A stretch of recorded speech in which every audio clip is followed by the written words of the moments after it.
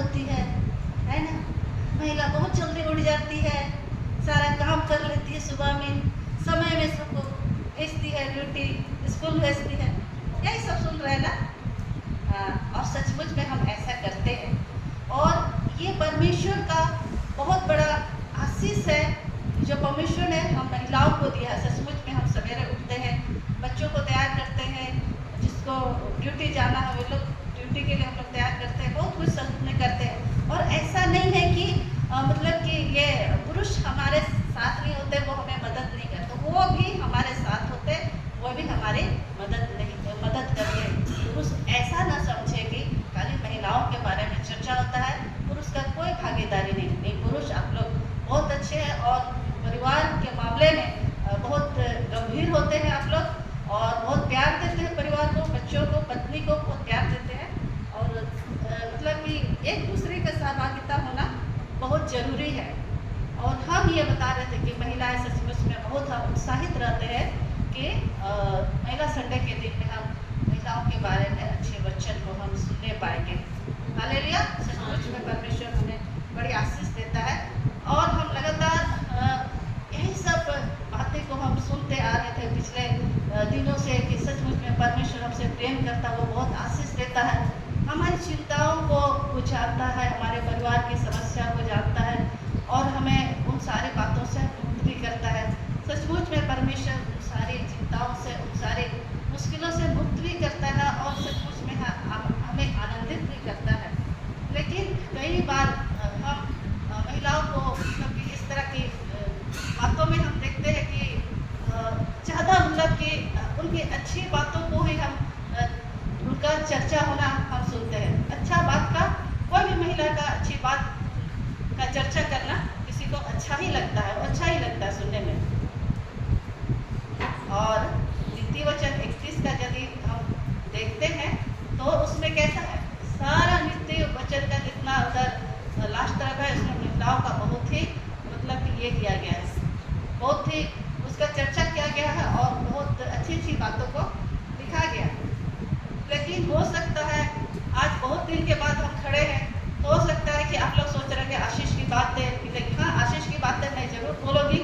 लेकिन जब भी हम खड़े होते हैं इस पुलपिट पे, हम थोड़ा सा कड़वा ही बोलते हैं, और बहुत कोई शायद हमारे इस कड़वाहट से प्रभु बहुत लोगों को शायद चोट भी लगता हो और बहुत तकलीफ भी होता हो, लेकिन परमेश्वर का वचन तो वचन है, हमको उसे बोलना ही पड़ेगा।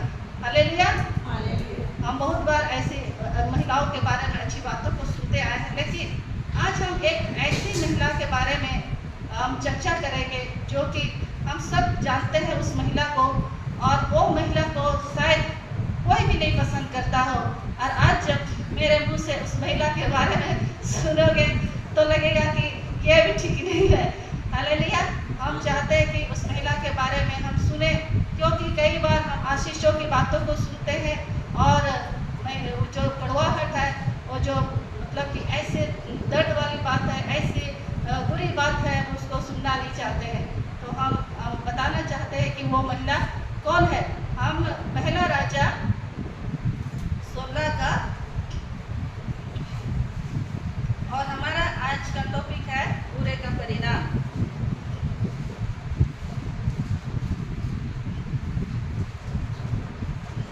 पहला राजा 16 का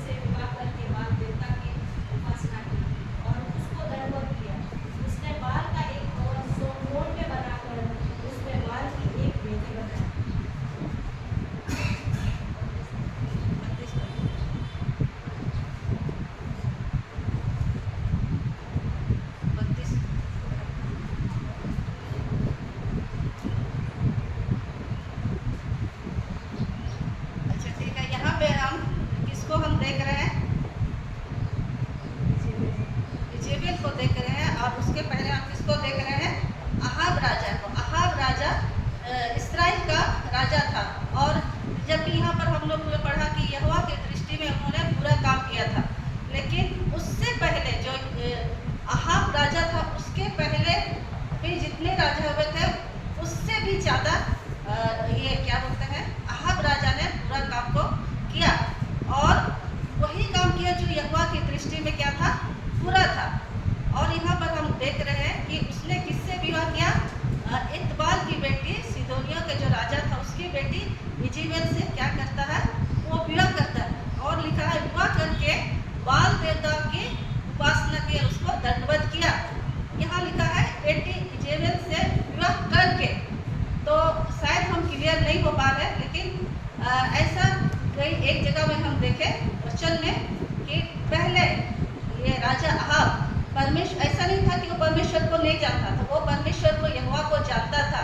लेकिन जब इजेबेल से वो विवाह करता है और इजेबेल से विवाह जब करता है तो और भी वो क्या करता है, दुष्टता पर उतर आता है। और लिखा है कि उन्होंने देवता की उपासना की और उसको दंडवत किया और बाल का एक भवन बना करके वहाँ पर क्या क्या है, एक वेदी को उन्होंने बनाया। कौन बनाया, राजा अहाब ने उस वेदी को बनाया, जो कि परमेश्वर की दृष्टि में वो अच्छा नहीं था।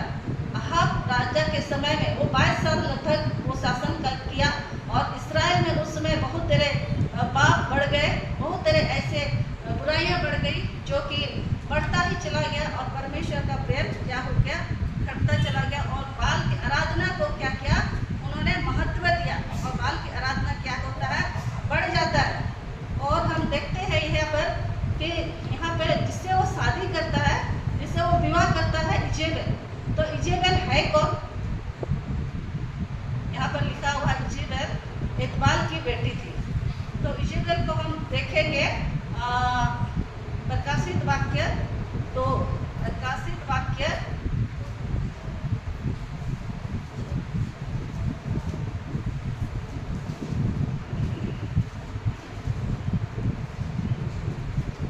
प्रकाशित वाक्य 2:19 में, 2:19 से लेकर के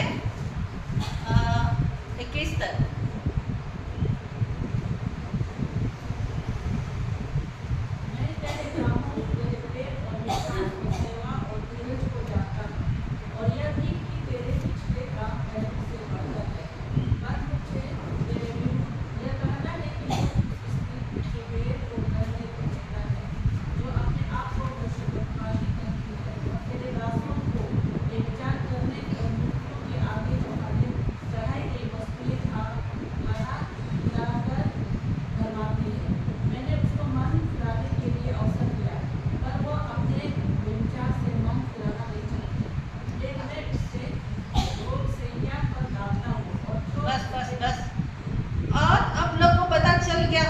इजेबेल कौन थी और क्या क्या काम करती थी, पता चल गया।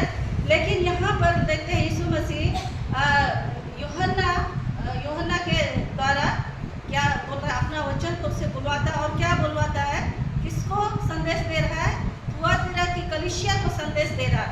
और क्या संदेश दे रहा है, यहाँ पर 19 में लिखा है, मैं तेरे कामों को, तेरे प्रेम और विश्वास और सेवा और धीरज को जानता, और यह भी कि तेरे पिछले काम पहलों से बढ़कर है। ये थुआतीरा की कलीसिया को इंगित कर रहा है और कहता हाँ, तो उस कलीसिया के बारे में हम सब कुछ जानते हैं, वो कैसे बढ़ रहा है, कैसे सेवा काम कर रहा है, उसके धीरज को जानते हैं, उसके काम को जानते हैं। और इतना भी कि पहले से और भी बेहतर हो गया है, पहले से और भी बेहतर हो गया है। कलीसिया को वैसा कहा जा रहा है। कौन सी कलीसिया को कहा जा रहा है, थुआतीरा की कलीसिया को कहा जा रहा है, बहुत अच्छे हैं, आपके काम बढ़ रहे हैं, आप विश्वास में अच्छे हो, आप स्थिर हो, एक दूसरे से प्रेम भी करते हैं। और पहले जो था आपका, जो धीमा गति में आपका कलीसिया बढ़ रहा था, वो भी बहुत ज़्यादा बढ़ गया है, ऐसे उन्होंने कहा। और इसके बाद इसमें लिखा है, पर मुझे तेरे विरुद्ध में यह कहना है कि तू उस स्त्री इजेबेल को रहने देता है, जो अपने आप को क्या करती है, भविष्यवाणी करती है ना। अब यह बात उठता है कि उस स्त्री इजेबेल को रहने देने से क्या मतलब, कलीसिया में तो अच्छा काम हो रहा है,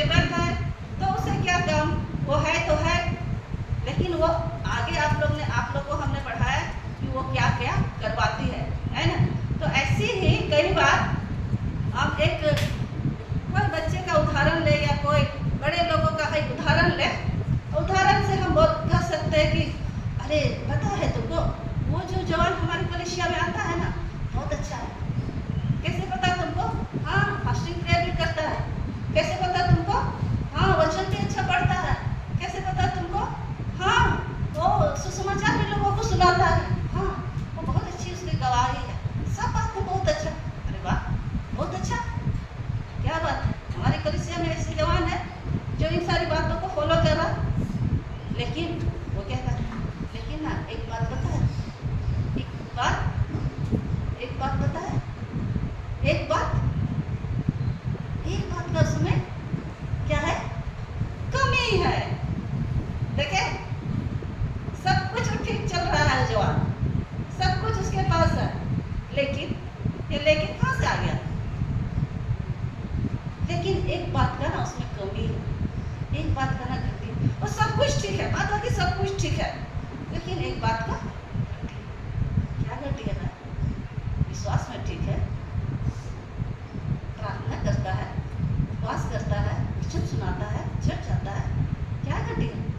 अरे पता है ना, झूठ बोलता है, ले सब खत्म, सब खत्म। एक झूठ की वजह से उसका विश्वास, उसका प्रार्थना लायक, उसका उपवास प्रार्थना वचन पढ़ना सब क्या हो गया? खत्म हो गया। एकमात्र क्या? झूठ बोलने से सब खत्म। कलीसिया में ऐसा है। तो यहाँ पर वही एजेबेल को हम लोग देख रहे हैं कि वो क्या करती है, एक झूठी भविष्यवक्ता है, और ये दुष्ट एजेबेल के नाम से भी उसको जाना जाता है। और यहाँ अपने आप को क्या कर रही है कि हम भविष्यवक्ता हैं, हम भविष्यवाणी हम करते हैं। ये एजेबेल का कहना है। हम ये इसलिए कहना चाह रहे हैं कि हमने जैसे आपको उदाहरण के रूप में बताया, एक व्यक्ति के जीवन में बहुत अच्छी बातें होती है, लेकिन एक बात उसमें कमी हो जाती है तो कुछ भी नहीं है, वो खत्म है। वो झूठ बोल रहा है तो सारा आइडिया समझिए खत्म हो गया, उसके लाइफ में अच्छी बात नहीं है। हम लोग को धोखा देने के लिए कई बार शैतान ऐसे ही करता है, अरे सब बात में वो अच्छा है, सब वो ठीक कर रहा है, लेकिन एक बात में वो पिछड़ जा रहा है। जैसे कि आप लोग सबको जानते हैं कि एक मछली सड़ जाती है तो सारे तालाब को गंदी करती है। एक आलू सड़ गया तो सारा आलू सड़ गया, दुर्गंध देता है, बर्दाश्त नहीं होगा आपको, सारा सब्जी सारा फ्रिज खराब लगेगा। तो यहाँ पर हम देख रहे हैं वो अपने आप को क्या कर रही है? भविष्यवक्ता कह रही है। और भविष्यवक्ता के बारे में हम यदि कहें तो 2 दिन पहले हमारे यहाँ एक लेडी आई थी, ठीक ना? एक लेडी आई और उसके साथ हमारा बातचीत हुआ। उसने हमारे बारे में पूछा, अपने बारे में बताई कि आप लोग, मैंने कहा सब कुछ ठीक ठाक चला, वो भी बोली हाँ सब कुछ ठीक ठाक चल रहा, लेकिन वो क्या बताने लगी, ठीक तो है पर ऐसा ऐसा बात है। तो हम बोले क्या बात है, क्या हुआ आपको, क्या हुआ आपके घर में, क्या प्रॉब्लम है? तो उन्होंने बताया कुछ 2 दिन पहले की बात है, हमारे घर में एक लेडी आई थी, मैं उसका नाम तो नहीं ले बोलूँगी। उन्होंने कहा कि हाँ सब तो अच्छे हैं, लेकिन पिछले 3-4 दिन हमारे घर में एक घटना घटा। हमने क्या बात है, क्या घटना घटा? तो उन्होंने कहा कि मेरा जो भतीजा है 2 दिन से लापता हो गया था, और इसके बाद शायद दूसरा या तीसरा दिन रात को उसके घर के बाउंड्री वॉल के पीछे में ला करके उसको छोड़ दिया गया। उसका हाथ बांधा हुआ था और एक छड़ है ना, छड़ देखें आप लोग, छड़ को उसके ये शर्ट के अंदर में डाल दिया गया था। तो ऐसी परिस्थिति में वो जवान बेटा को उन्होंने पाया। तो हम बोले ऐसा तो नहीं होना चाहिए, किसी के साथ दुश्मनी होगा तभी तो ऐसा किया होगा। तो बोले पता नहीं, हम नहीं कह सकते, लेकिन इस तरह से मेरा भतीजा के साथ हुआ। मेरा भतीजा को कोई ऐसे मतलब कि हो सकता है मारने के ख्याल से या कुछ के ख्याल से ऐसे ला करके हमारे घर के बाउंड्री वॉल के बाहर में ला के छोड़ दिए। तो हमने कहा तब आप लोग ने क्या किया? नहीं कुछ नहीं किए, कुछ नहीं किए नहीं। तो बोली ना कि हम लोग ना बिनती गोगो के पास कहाँ गए, कहाँ गए? प्रार्थना करने वाली महिला के पास गई। और यहाँ भी हम देख रहे हैं इसलिए क्या है, झूठी भविष्यवक्ता। आज हम देख रहे हैं आज के वातावरण में कई ऐसे महिलाएं ज़्यादा है जो बिनती गोगो के नाम से जानी जाती है, और वो पता नहीं क्या प्रार्थना करती क्या नहीं करती है, लेकिन उसके पास कई लोग जाते हैं। और जबकि वो एक अच्छे मसीही परिवार की लेडी है, लेकिन कहाँ वो भटक के चली गई? बिनती गोगो के पास चली गई, अपना भतीजा को लेकर के चली गई। तो फिर वो अपने ऊपर नहीं लगी, बोल रही है कि नहीं हमने कुछ नहीं किया, बस हम उसको ना साथ दिए, उसको साथ दिए, उसकी माँ ने उसको उसके साथ उसको ले गई, लेकिन हमने नहीं। तो हम यही बताना चाहते क्या क्या लिखा हुआ है यहाँ पर कि अपने दासों को भरमा करके क्या करती है, व्यभिचार में और मूर्तियों के आगे चढ़ाई गई वस्तुएं खिलाकर खाना सिखलाकर उसको क्या करती है, भरमाती है। तो आज भी हम देख रहे हैं इस तरह की बातें पाई जाती है आज के इस दौर में भी। उस समय नहीं, उस समय तो इज़ेबेल थी, लेकिन आज के दौर में भी ऐसी ऐसी स्त्रियां हैं जो अच्छे अच्छे विश्वासियों को, अच्छे अच्छे परमेश्वर के दास को, अच्छे अच्छे प्रार्थना योद्धाओं को क्या करती है, भरमा देती है।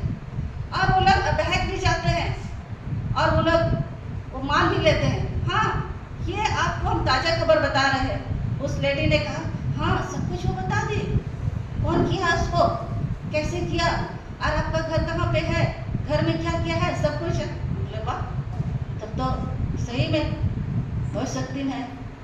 तो ऐसे होता है, हम मसीहों को आत्माओं की परख बहुत जरूरी है। इसलिए हम यही कहना चाह रहे हैं कि इज़ेबेल को, जैसे कि यहाँ पर ये किया गया, यूहन्ना को कहा गया सब चीज में तुम लोग ठीक हो, लेकिन उस इज़ेबेल को क्या किया है, तुम लोग ने रहने दिया है। आज के वातावरण में, आज के वर्तमान कलिसिया में भी ऐसी ही हमने कुछ न कुछ कमी और घटी को यहाँ पे रखा है। हम देख रहे हैं कि अहाब की पत्नी का जो इज़ेबेल थी, उसका क्या उद्देश्य था, आखिर वो करना क्या चाह रही थी, मेन मकसद उसका था क्या? अरे तुमको किसी को भरमाना है, भरमाना, अरे तुमको धन कमाना है, कमाना, तुमको मौज मस्ती करना है, करो ना, लेकिन तुम दासों को क्यों भरमा रहे हो? क्या तुमको मिलने वाला है?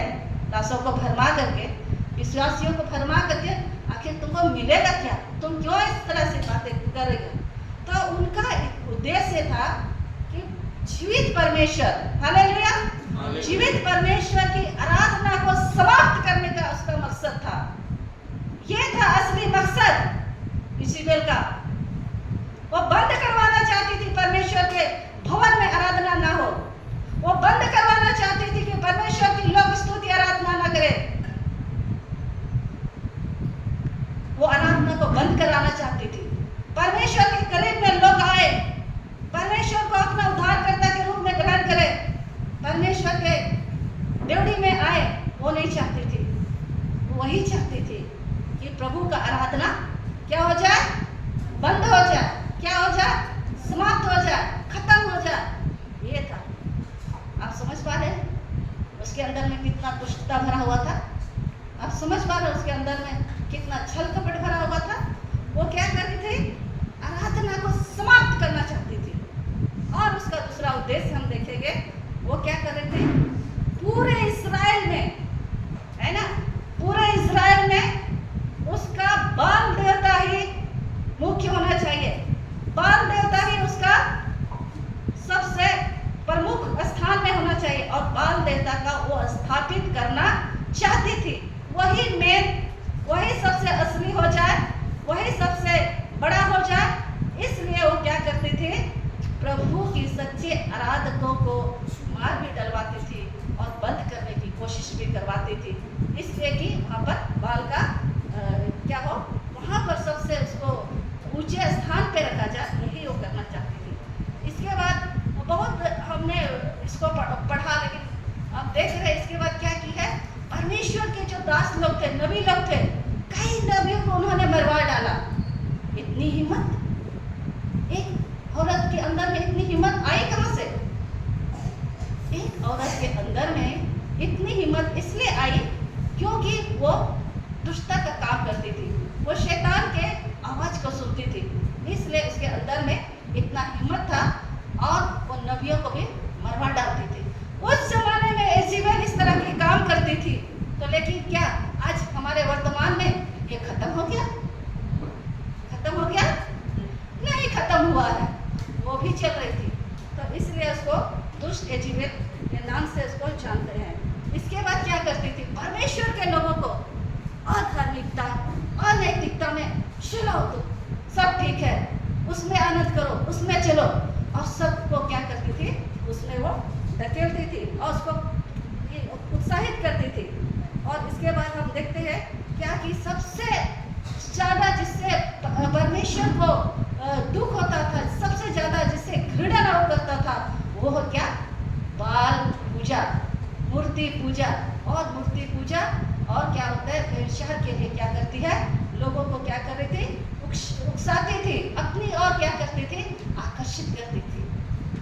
आप तो चाहेंगे कि अरे हमने ये काम कर लिया, लेकिन दुष्ट आत्मा जो है ना, हजारों काम करने के लिए एकदम धड़पड़ ये भी करेगा, वो भी करेगा, इससे झूठ बुलवाएगा, उससे गंदा काम करेगा, पूरा एकदम। इसीलिए तो वचन में लिखा, सारा संसार दुष्टता के वश में पड़ा हुआ है, ये करता है।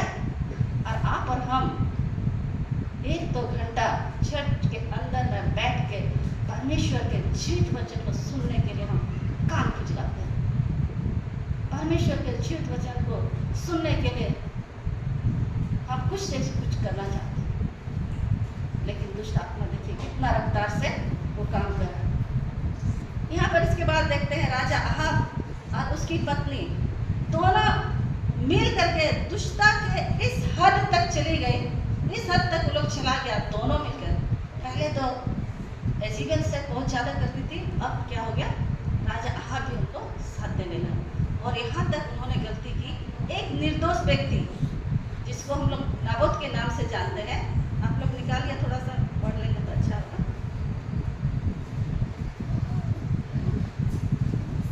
पहला राजा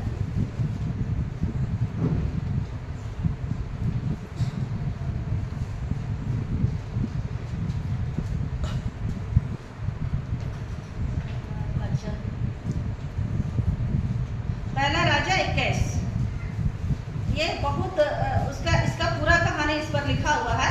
पहला राजा 21 से अगर 1 से हम लोग पूरा लास्ट तक पढ़ेंगे तब सारा कहानी समझ में आएगा, लेकिन हम सबको नहीं पढ़ना चाहते हैं, और आप लोग घर में जाके अच्छे से इत्मीनान से इसको पढ़ लीजिएगा। लेकिन हम लोग यहाँ क्या देख रहे हैं कि यहाँ पर हेड में लिखा हुआ है नाबोत की दाख की बारी। तो ये अहाब राजा और उसकी पत्नी एजेबेल मिल करके क्या करती है, ये उस निर्दोष नाबोत को क्या करती है, मरवा डालती है। कैसे वो मरवा डालती है, वो अहाब राजा, उसका एक सुंदर वाटिका था। किसका वाटिका था, किसका वाटिका था, नाबोत का वाटिका। वो एक साधारण व्यक्ति था और उसका वाटिका बगल में ही था। जब अहाब राजा ने देखा कि अरे इसका वाटिका तो बहुत सुंदर है, ये हमसे अच्छा है, हाँ, ये देखिए उसके मन में कैसे लालच उत्पन्न होता है। आप तो राजा है, आपके पास धन संपत्ति अपार है, फिर उस बेचारा नाबोत का जो उसका वाटिका है उस पर आप क्यों नजर डाले हुए हैं। और उस पर उन्होंने नजर डाला और नाबोत से कहता है, भाई नाबोत, हमको ये आपका वाटिका दे दीजिए, और बदले में आप क्या कीजिए, दूसरा वाटिका को ले लीजिए, दूसरा दाख की बारी को ले लीजिए, और वो हमें, नहीं तो आप क्या कीजिए, पैसा मतलब पैसा देकर ही दे दीजिए उस बारी को। लेकिन नाबोत क्या करता है, देने से इनकार कर देता है। वो बोलता है कि मैं इसको नहीं दूंगा, ये वाटिका मेरे पुरखाओं का संपत्ति है, मैं इसको नहीं दूंगा। और क्या किया, वो बारी देने से मना कर दिया, वो वाटिका देने से मना कर दिया। किसको देने से मना किया, राजा अहाब को देने से क्या किया, ये नाबोत ने मना कर दिया कि मैं नहीं देने वाला। अब यहाँ इसका दबंगई को देखिए। राजा अहाब जाता है, तो राजा है ना, जाता है अपने घर में, खाना पीना बंद, उदास हो गया, अप्रसन्न हो गया और दुखी हो गया। क्यों, क्योंकि वो तो राजा है। राजा होने के बावजूद भी अगर हम एक व्यक्ति से हम मांग रहे बारी, उसने ना कर दिया, इसकी इतनी हिम्मत कि इन्होंने ना कर दिया। तब जा करके उसकी पत्नी बोली, क्या बात है, आप क्यों इतने नाराज हैं, आप क्यों इतने दुखी हैं, क्यों अप्रसन्न हैं। उन्होंने कहा, अरे पता है, मैंने नाबोत से वो दाख की बारी को मांगा, लेकिन उन्होंने देने से मना कर दिया। हाँ, ऐसा बात है, क्यों, क्योंकि वो रानी थी ना, वो बोली देने से मना कर दिया। अच्छा, तो ऐसा होता है ना। आप लोग थोड़ा सा 21 का साथ में देखिए। उसकी पत्नी इजेबेल ने उससे कहा, क्या तू इस्राएल पर राज्य करता है कि नहीं, उठकर भोजन कर और तेरा मन आनंदित हो।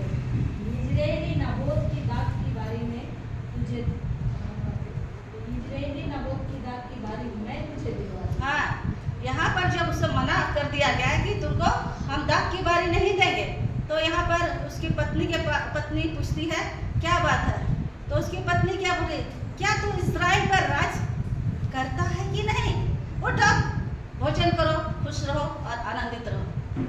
इतना भाव के साथ बोली अपना पति को। अरे हम राजा है, राजा की पत्नी है, हम भी रानी है, तुमको कौन उदास कर सकता है, कौन आप प्रश्न कर सकता है, कौन आपको दुखी कर सकता है, मैं दिलाऊंगी तुम्हें वो बारी। यहाँ पे ऐसी लिखा है ना, तेरा मन आनंदित हो, इज़राइल नाबोत की बारी मैं तुझे दिलवाऊंगी। कितना हिम्मत दी अपने पति को, है? मैं तुझे दिलवाऊंगी। वो बोल रहा है ना नहीं देंगे, पैसा देके भी बोलता है कि नहीं देंगे, अरे हम दिलवाएंगे, तुम जाओ खाना पीना करो और आनंदित रहो। तब ऐसा होता है ना कि जब बड़े बड़े लोग जिसके पास पावर होता है, जिसके पास सब कुछ करने का रहता है, वो लोग किसी का बात को मनवाने के लिए अगर नहीं मानेगा तो बोलते हैं ना, सीधी अंगुली से घी नहीं निकलता है। उसको क्या करना पड़ता है, क्या करना पड़ता है, कुछ तो बोलिए, कुछ तो बोलिए, टेढ़ा करना पड़ता है। सीधी अंगुली से जब घी नहीं निकले तो उसको टेढ़ा करना पड़ता है। और वही काम कौन करती है, रानी इज़ेबेल करती है।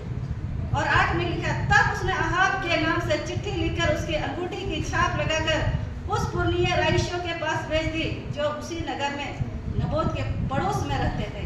ये इज़ेबेल क्या की, राहाब के नाम से एक चिट्ठी लिखती है और किसको देती है, पुरनियों को, रईसों को वो दे देती है। और उस चिट्ठी में क्या लिखा है, उपवास का प्रचार करो, उपवास का प्रचार करो। ये देखिए धर्म के आड़ में क्या हो रहा है। वो लोगों को बोले उपवास का प्रचार करो, प्रार्थना करो, और भीतर ही भीतर वो क्या षड्यंत्र रच रही थी, आप लोग को मालूम है।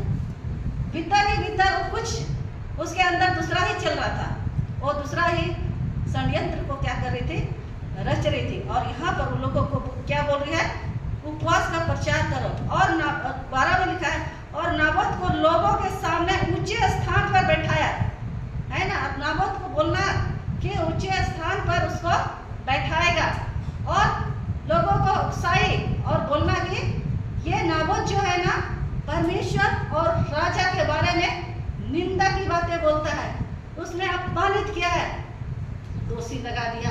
बेचारा एक निर्दोष नाबोत को, बेचारा एक साधारण व्यक्ति था, किसी से कुछ उसको लेना देना नहीं था, लेकिन क्या किया, उसके ऊपर में दोष लगा दिया। कौन लगाया, इज़ेबेल और अहाब ने। ये दोष लगाने वाली आत्मा भी इज़ेबेल के अंदर में काम करता था। और इज़राइल के राजा राहाब क्या है, अहाब के जो उसके और भी कर्मचारी थे ना, आप लोग पढ़िएगा कभी, और भी कर्मचारी थे ना, वो लोग भी ऐसे ही थे, वो लोग भी दुष्टता का ही काम करते थे, वो लोग भी ऐसे गंदे गंदे कामों करते थे।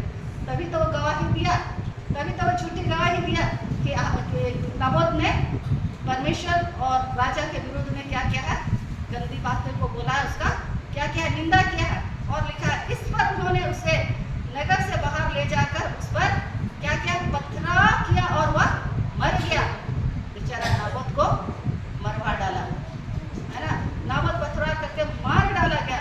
यह सुनते ही कि नाबोत पथराव करके मार डाला गया, इज़ेबेल ने अहाब से कहा, उठकर इज़राइली नाबोत की दाख की बारी को, जिससे उसने तुझे रुपया लेकर देने से भी इनकार किया था, अपने अधिकार में कर लो।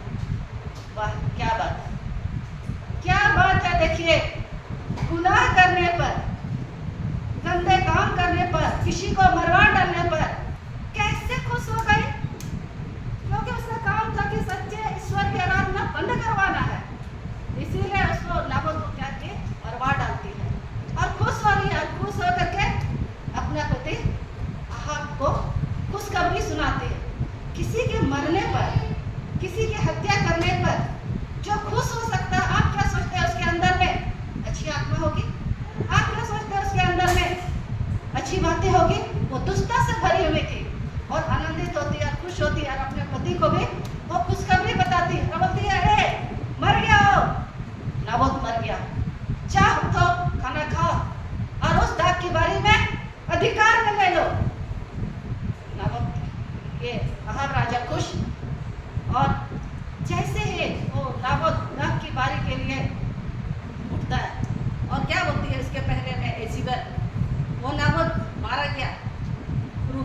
करके भी बारी नहीं दे रहा था। पता चला रुपया देके मांग रहे थे बारी को, लेकिन वो नहीं तुम दे रहा था ना। समझो उसका परिणाम क्या है, मर गया ना तुम। मैंने रुपया दे करके भी वो नहीं, इसीलिए वो क्या हो रही है, बहुत खुश हो रही है। और यहाँ पर हम देखते हैं कि वो नाबोत मारा जाता है और वो खुश होते हैं। तो अहाब उसकी दाग की बारी अपने अधिकार में लेने के लिए वहाँ जाने से उठ खड़ा होता है। जैसे ही वो अहाब उस दाग की बारी की ओर जाता है, वैसे ही क्या होता है पता है आप लोगों को?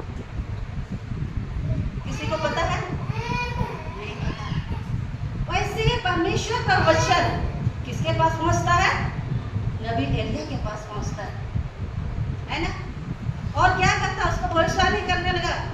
अरे जाके देखो समरन में राजा अहाब क्या कर रहा, उसने नबोत का क्या बोलता बारी को हथिया लिया है और उसने घात किया है, उसने मार दिया है और अधिकारी भी बन बैठा है। ऐसा करके उन्होंने बोला। यहोवा का वचन इस तरह से बात किया, किससे? एलिया से बात किया। और क्या लिखा है 19 में, और उससे यह कहना कि यहोवा यूं कहता है, क्या तूने घात किया और अधिकारी भी बन बैठा? फिर तो उससे यह भी कहना कि यहोवा यूं कहता है, जिस स्थान पर कुत्तों ने नाबोत का लहू चाटा, उसी स्थान पर कुत्ते तेरा भी लहू चाटेंगे। यह किसका वचन है? परमेश्वर का वचन है। एलिया नबी को मिलता है और एलिया नबी अहाब राजा को जा करके बोलता है कि अरे ऐसी बात है, सावधान हो जा। तो ये बात इसलिए कहना चाह रहे हैं, आज भी हमारी कलीसिया में, वर्तमान की कलीसिया में यही हो रहा है। आपके पास्टर कहते हैं बुराई मत करो, आपके पास्टर कहते हैं गंदे कामों को मत करो, आपके पास्टर कहते हैं रेगुलर चर्च आओ, आपके पास्टर कहते हैं उपवास प्रार्थना में आओ, लेकिन आप एक काम से सुनते हो, दूसरे काम से निकाल देते हो। और उन्होंने उसको हल्की बात जाना और क्या कर रहा है, यहाँ पर आगे लिखा हुआ है, एलिया को देखकर अहाब ने कहा, है मेरे शत्रु, क्या तुम मेरा पता लगाने आया है? जासूसी करने आया है? अपना किसको कहा? वो दुश्मन मान बैठा। किसको दुश्मन मान बैठा? एलिया को दुश्मन मान बैठा। आपको कोई समझाएगा ना अच्छी बात, तो आप उसको दुश्मन भी मान बैठे, है ना। कोई गार्जियन खड़ा हो जाए, जवान बच्चों को कुछ अच्छी बातें सिखाना, ये तो मेरा दुश्मन है, कहीं घूमने नहीं देता, कहीं मस्ती करने नहीं देता, मेरा दुश्मन है। तो यहाँ भी ये अहाब राजा उठता है, क्या बोलता है, हे मेरे शत्रु, क्या तूने मेरा पता लगाया है? उसने कहा हाँ लगाया है। लगाया तो है, अब इसका कारण यह है कि तूने यहोवा की दृष्टि में क्या किया है? बुरा किया है, गलत किया है। इसलिए उसको क्या कर रहा है? चेतावनी दे रहा है, उसके विषय में क्या किया है? भविष्यवाणी किया। और यहाँ लिखा है कि यहोवा की दृष्टि में बुरा क्या, उसे करने के लिए तूने अपने को बेच डाला, अपने आप को भी। सोचिए वो तो राजा था, वो कितना मतलब कि आदर मान के समान था, लेकिन कितना घटिया काम किया, कितना बुरा काम किया वो, है ना। अपनी पत्नी के साथ ऐसे गंदे काम को किया। और इसीलिए यहाँ पर लिखा है और आगे लिखा है कि कैसे मैं तुझ पर ऐसी विपत्ति डालूंगा कि तुझे पूरी रीति से मिटा डालूंगा। और अहाब के घर के एक लड़के ऐसे मतलब कि कठोर बात, ऐसे भविष्यवाणी उसके अहाब के घराने के लिए किया गया, मैं तेरे घराने को खत्म कर दूंगा, मैं तेरे घराने के एक लोगों को क्या करूँगा? मिटा डालूंगा, नष्ट कर डालूंगा। और इसके बाद भी क्या होता है, वो है ना मतलब कि अपने मन को नहीं फिराता है, अपने मन को नहीं परमेश्वर की ओर नहीं लगाता। लेकिन एक जगह शायद एलिया अपना इस बात को सुन करके मन को फिराता है। आप लोग 27 देखिए तो, 21 का 27 में देखिए तो। एलिया के ये वचन सुनकर अहाब ने अपने वस्त्र फाड़े और अपनी देह पर टाट लपेट कर उपवास करने और टाट की ओढ़े पड़ा रहने लगा और दबे पांव चलने लगा। हाँ, बस तो कहीं ना कहीं जब इस तरह के क्या बोलते हैं भविष्यवाणी का वचन को दिया गया, तो अहाब का मन थोड़ा सा परिवर्तन हो गया। क्योंकि ऐसा ही लिख रहा है, एलिया के ये वचन सुनकर अहाब ने अपने वस्त्र फाड़े, यानी कि हमको लगता है पछताया होगा, लेकिन उसकी पत्नी तो पूरी पिटाई पे ही उतर गई थी।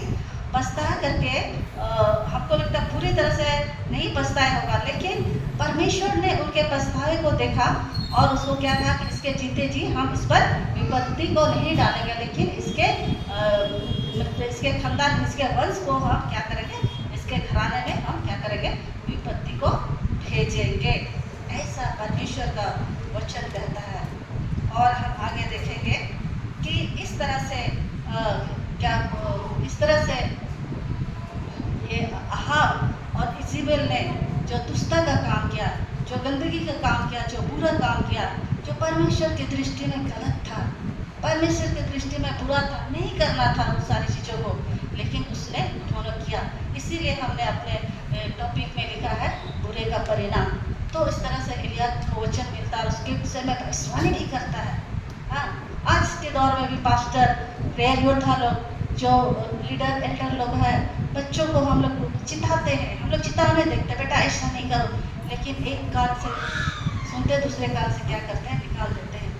लेकिन इन बातों को हमारी कलीसिया के बच्चे लोग, हम लोग सब इसको क्या करें, गंभीरता से लेने पे, और उसका परिणाम क्या होता है कि अहाब राजा युद्ध करते करते क्या हो जाता है, बीमार पड़ जाता है या उसको चोट लग जाता है, और क्या हो जाता है, वो मृत्यु को प्राप्त कर लेता है। लेकिन उसके पूरा घराने के बारे में तो हम नहीं बता पाएंगे, खुद लंबा हो जाएगा, लेकिन उसका एक बेटा है योराम, अब उसको निकालिए दूसरा राजा 9:24।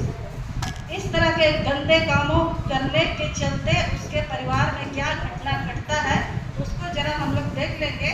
और उसको आप लोग पाएंगे 9:24 में, योराम उसका बेटा था, अहाब राजा का बेटा योराम था, जो कि दूसरा राजा 9:24 में होगा। ऐसा ही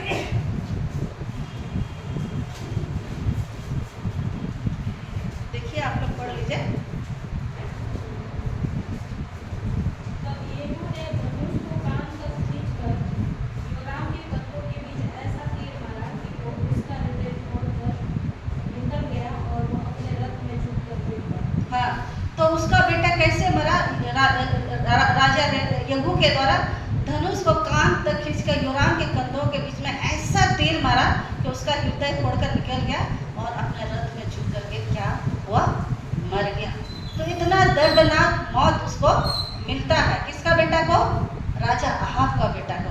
और इज़ेबेल के विषय में हमने अभी नहीं बताया आप लोगों को, इज़ेबेल के विषय में भी यही भविष्यवाणी हुआ था कि वो भी एक हिंसक, एक पूरी तरह से वो मारी जाएगी, और उसका जो ये होगा, उसका जो शरीर होगा, उसको क्या करेंगे, कुत्ते नोच के खा जाएंगे, कुत्ते नोच करके खा जाएंगे। हम नहीं लिखे हैं कहाँ पर है, लेकिन किसी को अगर मिलता है तो आप लोग जरा देखिए। दूसरा राजा 9:30 से 37 में शायद लिखा होगा कि इज़ेबेल को किस तरह से दंड मिलता है।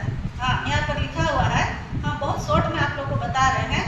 यहाँ पर लिखा है इज़ेबेल को उसका कैसे उसको मारा जाता है। तब उसने खिड़की की ओर मुंह उठाकर पूछा, मेरी और कौन है कौन। उस पर 2-3 फौजों ने उसकी ओर झांका और तब उसने कहा, उसे नीचे गिरा दो। किसको नीचे गिरा देने के लिए बात कही जा रही है, रानी इज़ेबेल को।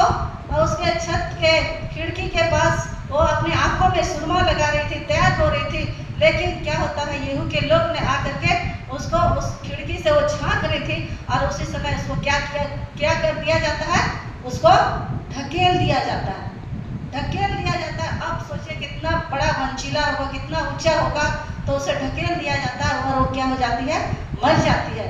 और मर जाती कैसे मरती है, उसका खून का छींटा दीवार पर लगता है, उसको घसीट करके ले जाता है, और कुत्ते उसको एकदम पूरी तरह से नोच नाच करके उसको क्या करते हैं, खा जाते हैं, उसको खा जाते हैं। और उसका कुछ भी, जबकि वो रानी थी, राजा की वाइफ थी, और उसकी दुर्दशा देखिए आप कैसे हो गया। वो पूरी तरह से क्या बोलते हैं, उसका मृत्यु, उसका हत्या किया जाता है, उसका मार दिया जाता है। और इस तरह से हम देखते हैं कि इज़ेबेल बहुत ही बुरी दशा में वो मारी जाती है, यहाँ तक कि उसका दफनाया जाना या तो उसका क्या बोलते हैं, दाह संस्कार भी अच्छा से नहीं हो पाता। क्यों? क्योंकि उसका मांस तो था ही नहीं, केवल खोपड़ी था, हड्डी था, पैर का हड्डी था, ये सारा चीज़ उसमें था। तो हम ये आज के दिन में बहुत लंबा ना करके ये हम बताना चाह रहे हैं। एक बार तो राजा अहाब ने, मेरे ख्याल से हम नहीं जानते हैं कि हम गलत है या क्या, लेकिन हो सकता है एजेबल के बारे में वो जानता हो कि ऐसी थी, उसके बारे में शायद वो कुछ जानता हो कि ये अच्छी लेडी नहीं है, अच्छी मतलब कि महिला नहीं है, ये शायद कुछ जानता हो या नहीं जानता, लेकिन हम सोचते हैं कि जब वो परमेश्वर को जान रहा था तो कहीं ना कहीं उसके बारे में भी जानता होगा या नहीं जानता, हम कंफ्यूज है उस बारे में। लेकिन यहाँ पर अहाब राजा ने ये एक गलती को किया कि अपना जीवन साथी का चुनाव करने में उन्होंने समझदारी को नहीं किया और उन्होंने इजराइल के साथ उसका वो शादी कर लेता है, उनका विवाह हो जाता है। आज के दौर में भी हाँ, हम जब किसी का रिश्ता का बात करते हैं तो अभी हमारे पास है क्या है? फोन है। हम लोग बड़े बुजुर्ग हो गए हैं, जवान बच्चों लोग को देखते हैं तो तुरंत जोड़ी लगाने के कुछ, अरे इसके साथ ऐसे ऐसे तुरंत फोन लगाए, हाँ फलना क्या बात है, अरे मेरे पास ना एक अच्छा लड़का है, हाँ बहुत अच्छा लड़का है, हाँ बहुत अच्छा, अच्छा कोई है तुम्हारे नजर में लड़की? हाँ है, एक लड़की है। तो उधर से आता है, अरे लड़का का फोटो भेजो ना, हाँ तुरंत बोलती लड़का का फोटो भेजो ना, बहुत सुविधा है, जाना नहीं पड़ता है, तुरंत ऐसे ऐसे किया भेज दिया, गया फोटो, हाँ देखो उसको, अरे बायोडाटा भी भेजो ना, हाँ बायोडाटा भेजो, देखने लगा, हाँ बढ़िया तो फोटो लग रहा है। अब उधर लड़की की बारी है ना, लड़की की उसके पास लड़की है, इसीलिए क्या करती है वो तुरंत क्या पूछेगी, कितना कमाता है, सरकारी जॉब है ना, गोरा नारा तो बढ़िया तो मिल जाएगा, ये लोग अच्छे तो मिल जाएंगे, जोड़ी तो बढ़िया है, कितना कमाता है, उसका सैलरी कितना है, फोटो देखो सैलरी देखो, फोटो देखो सैलरी देखो, है ना, कितना कमाता है।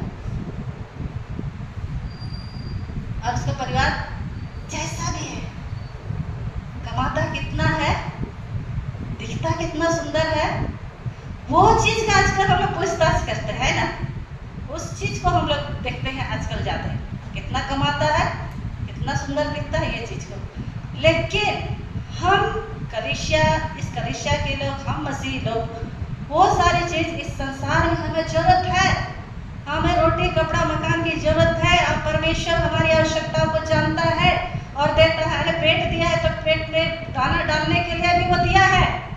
एलिया को ही देखिए, एजेबेल के डर से कहाँ चली गई थी, करमेल पहाड़ में छिप गया और छाऊ पेड़ के नीचे जा करके वो मौत को भी मांगने लग गया था। लेकिन हम दूसरे तरफ थोड़ा सा जा रहे हैं, लेकिन कौवों के माध्यम से क्या करता है, परमेश्वर उसको खिलाता है। तो हम ये कहना चाह रहे हैं कि आज अगर हम दूसरे मतलब कि किसी के रिश्ते का हम बात करते हैं, चुनाव करते हैं अपने जीवन साथी को, सबसे पहले हमें उसको ये देखना है कि परमेश्वर का वो भय मानता है कि नहीं मानता है। ईश्वर पुत्र कोड़ा करना है, से बात करना है, हम मां लोगों को सबसे ज्यादा नहीं करना।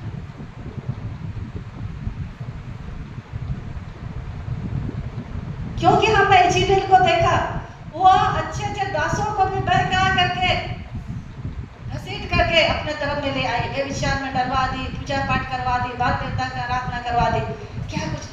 कभी कभी हम लोग ना ऐसे डिसीजन लेते हैं, अरे शादी होने तो ना सब ठीक हो जाएगा, सब ठीक हो जाएगा। उससे अच्छा तो हम ये कहते हैं प्यारों कि आप प्रभु में बने रहिए, परमेश्वर आपके लिए उपाय करेगा, परमेश्वर सब कुछ कर सकता है। अरे हम किसके ऊपर विश्वास करते हैं, उस परमेश्वर के ऊपर भरोसा करते हैं जो हमारी प्रार्थना को सुनता है, जो हमारी आवाज को सुनता है। तो हम देखें परमेश्वर का भय मानने वाला आजकल कहाँ मिलेगा, खोजिए। तो ऐसे लोगों को ढूंढना, ऐसे लोगों को हमें प्राथमिकता देने की जरूरत है, क्योंकि परमेश्वर ना हमारी जरूरतों को जानता है और सब कुछ देता भी है।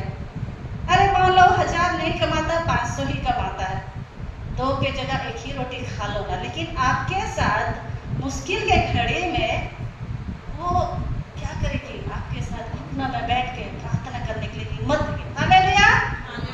आपका मन विचलित हो गया ना, आप दुखी हो ना, आप निराश होना। आपका विश्वासी अगर आपका पति अगर विश्वासी है तो बोलेगा चिंता मत करो, आओ हम लोग दुआ करते हैं, आओ हम लोग प्रार्थना करते हैं ना, आओ ना आज हम लोग उपवास कर लेते हैं, आज हम लोग घुटने में आकर के परमेश्वर से दुआ।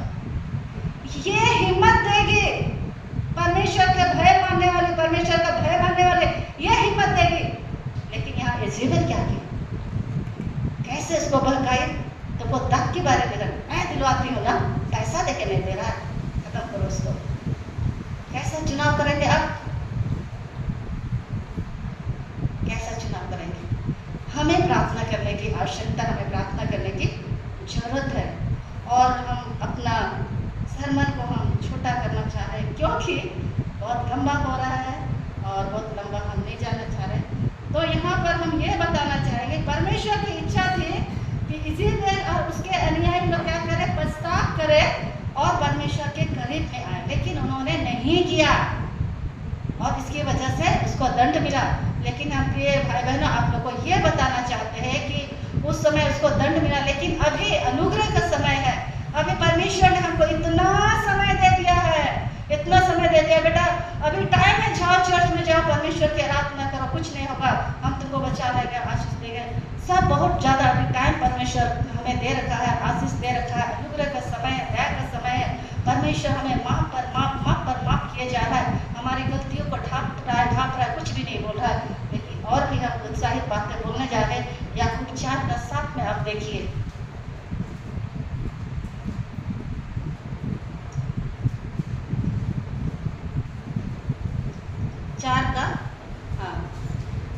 क्या होता है,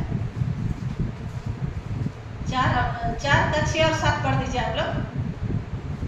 वह तो और भी अनुग्रह देता है, इस कारण यह लिखा है, परमेश्वर अभिमानियों का विरोध करता है पर दीनों पर अनुग्रह करता है। इसलिए परमेश्वर के अधीन हो जाओ और शैतान का सामना करो, तो वह तुम्हारे पास से भाग निकलेगा। आमीन। हम आप लोग को लास्ट में यही बताना चाह रहे हैं कि परमेश्वर की इच्छा थी कि इज़ेबेल पश्चाताप करे और प्रभु के निकट में आए, लेकिन उन्होंने ढिठाई किया और उसका परिणाम ये हुआ यहाँ पर। लेकिन हम देख रहे हैं इस नए नियम में वह तो और भी अनुग्रह देता है।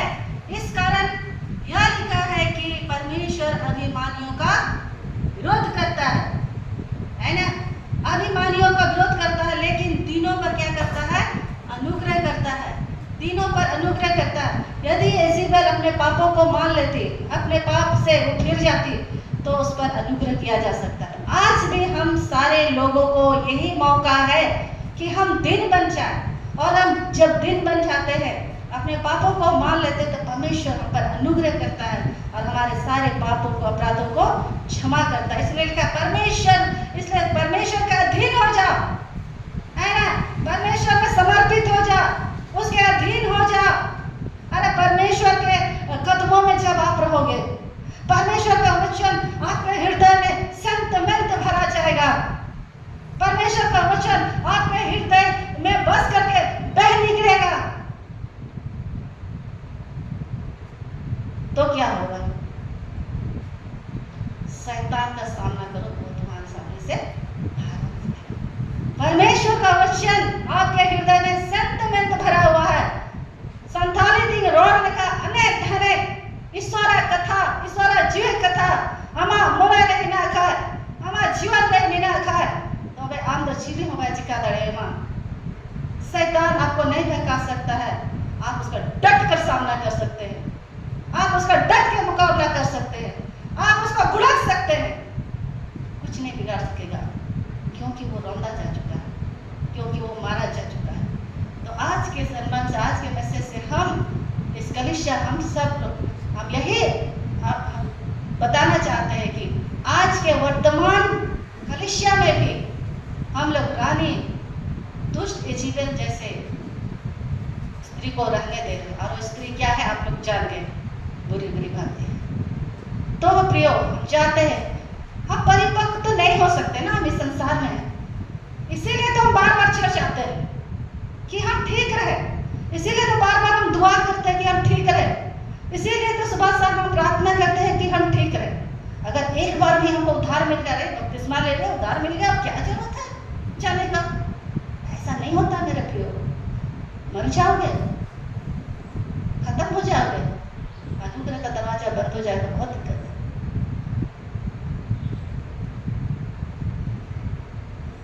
इन सारी बातों से परमेश्वर को आदर, सम्मान और महिमा मिलने पर सचमुच में परमेश्वर हमारे जीवन पर अनुग्रह को देता है और हमारे जीवन पर बड़ी आशीष को देता है। और जब उसके अधीन हो जाएंगे तो संसार का कोई भी शैतान, कोई भी चालाकी हमें परमेश्वर से अलग नहीं करेगा। हालेलुया। परमेश्वर इन वचनों के द्वारा हम सबको बड़ी आशीष देने। हालेलुया। परमेश्वर का धन्यवाद उस सुंदर वचन के लिए। बहुत ही आशीषित वचन था। लग रहा था कि कहानी सुना रही है और हम सुनते जाए क्या क्या हो रहा है।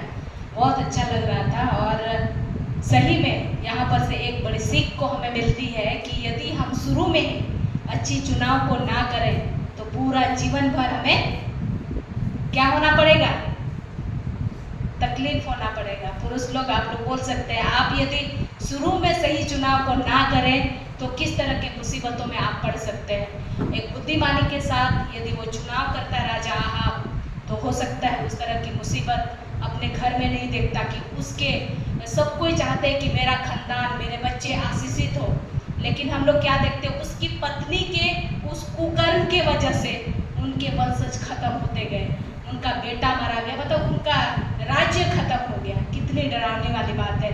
आप ये सोचते हैं कि मैं तो प्रभु में आया हूँ मेरे द्वारा ताकि मेरा वंशज आशीषित हो, लेकिन यदि उस तरह की मतलब कुविचार या कुकार्य अब भी यदि होगा तो हम उस तरह के पूरे प्रभाव को हम लोग देख सकते हैं।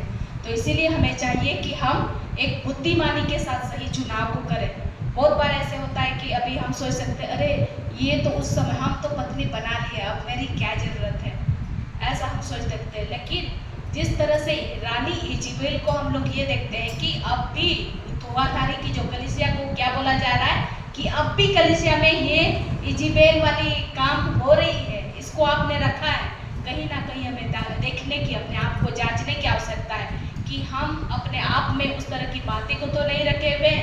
इजेबेल का मुख्य लक्ष्य क्या था, सिस्टर ने क्या बताया कि जीवित परमेश्वर की आराधना से मतलब लोगों को रोकना ताकि उसका आराधना बंद हो जाए, वहाँ पर लोग ना जा सके, उसको वो भरमा करके अपने तरफ रखती थी। आज कुछ ना कुछ ऐसे बातें होती है जो आप जीवित प्रार्थना, जीवित आराधना करने से आप अपने आप को रोके रखते हैं। जो संडे का आराधना है आप कुछ ना कुछ बहाना बना लेते हैं। ये भी कुछ कुछ बातें हैं जो इजेबेल के रूप में हमारे घर में अभी भी काम करती है। और इसीलिए हमें जांचने की आवश्यकता है कि क्या हम वो तत्पर हैं, क्या हम उत्साह हैं कि हम अपने परमेश्वर से मिलने जा रहे हैं, उनसे हम अपनी महिमा को देने जा रहे हैं, जो सब चीज़ों का करता है, जो सारी चीज़ों को आशीष देता है, जिसके पास हम प्रार्थना दुआ करते हैं, जहाँ पर सारी बातें कठिन लगने लगती है वहाँ हम उस परमेश्वर को याद करते हैं। लेकिन जब जरूरत की बात होती है उसकी आराधना प्रशंसा की, वहाँ पर हम थोड़ा कम हो जाते हैं। कहीं ये इजेबेल ऐसे काम तो नहीं कर रही है अभी भी हमारे घराने में। आज का संदेश के द्वारा हमें ये एक चुनौती मिलती है, हमारे अंदर में एक क्वेश्चन आ जाता है कि क्या कुछ ऐसे इजेबेल तो है क्या हमारे घर में।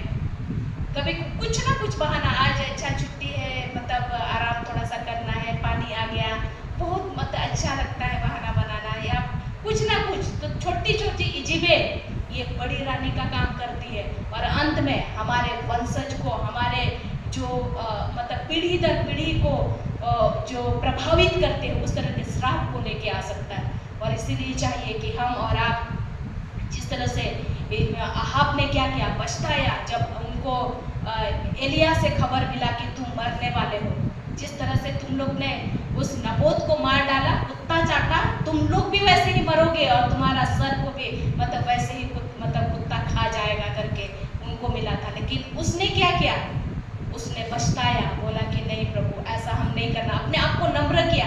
आप देखेंगे परमेश्वर उसकी दीनता पर उस पर अनुग्रह किया और उसके बाद वो बोला कि तुम्हारे जीते जी तुमको कुछ नहीं होगा, लेकिन तुम्हारे वंशज को ऐसा होगा। और जैसे ही सही में उनके वंशज के लिखा हुआ के विषय में हम लोग देखें, उसके बेटे वैसे मर गए, यहाँ तक कि रानी इजेबेल वैसे मर गई। सिर्फ उसका जैसे ही मर गई, गिरी, उसके बाद लोग सोच रहे हैं रानी है, चलो उसको दफना देना चाहिए, अच्छी बात है। वहां जाते हैं तो सिर्फ खोपड़ी मिला और सिर्फ पाँव का मतलब सिर्फ हड्डी उड्डी मिला।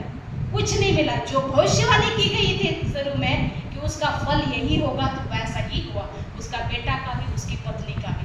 कितनी दर्दनाक बात है। तो आज हम और आप इसीलिए जिताए जाते हैं कि परमेश्वर का अनुग्रह तो है कि हम उद्धार पाए हैं, लेकिन क्या हम उद्धार की उस अनुग्रह में लगातार जी रहे हैं या नहीं, या कहीं ना कहीं हम इजेबेल को अपने घर में घुसने दे रहे हैं, अपने बच्चों में, अपने जीवन में, पति पत्नी में, अपने व्यक्तिगत जीवन में। कहीं ना कहीं उस जीवित परमेश्वर को बार बार धन्यवाद देना, उसके साथ संगति करने में हम जुट तो नहीं रहे, वही इजेबेल तो नहीं है।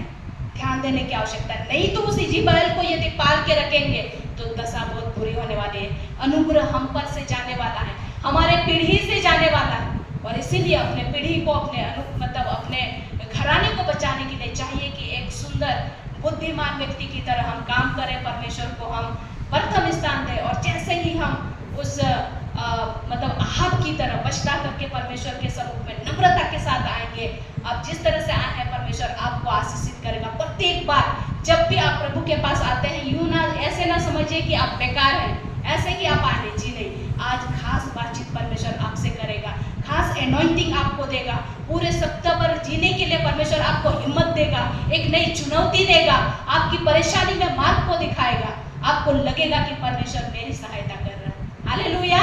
और इसीलिए हम ऐसे करें। और चुनाव, जवान लोग यदि बैठे हैं, आप चुनाव उस तरह से करें, संपत्ति या बाहरी चीजों को देख करके नहीं, जो परमेश्वर का भय मानता है उसको करेंगे, परमेश्वर आपकी बात में अगुवाई करेंगे। हालेलुया। और मुझे लगता है जॉब ऐसे ही किया होगा, जब उसकी स्त्री ने कुछ बोलने लगा, कितना अच्छा से जॉब ने क्या किया, हड़काया उसको, बोला कि तुम मूर्ख स्त्री की सी बातचीत क्यों करती हो। और उसने कभी भी अपने मुंह से परमेश्वर को वो बुरा ना कहा। तो ऐसा होनी चाहिए कि आप यदि स्त्री चर्च आने के लिए बोलते हैं, पुरुष यदि नहीं आना चाहते, आप उनको बोलिए कि किस तरह आप उत्साह कर सकते हैं। और उसके बाद पुरुष भी यदि स्त्री कुछ ऐसे डिले करते, क्या करते, आप उनको बोलिए। दोनों आप किस तरह से जॉब ने एक सही स्टेप लिया, उस तरह से अपने खानदान को आशीषित करने के लिए हमें स्टेप को, इनिशिएटिव को लेना चाहिए। और जैसे ही आप करते हैं, परमेश्वर आपके घराने को, आपके जीवन को आशीषित करेगा, और आपका परमेश्वर के सम्मुख में आना आपको लगेगा कि सही में हमने अनुग्रह को पाया है, तब लगेगा। और नहीं तो फिर ऐसे लगेगा कि प्रभु के पीछे हम व्यर्थ चले, कुछ भी आशीष नहीं दिखाई दे रहा।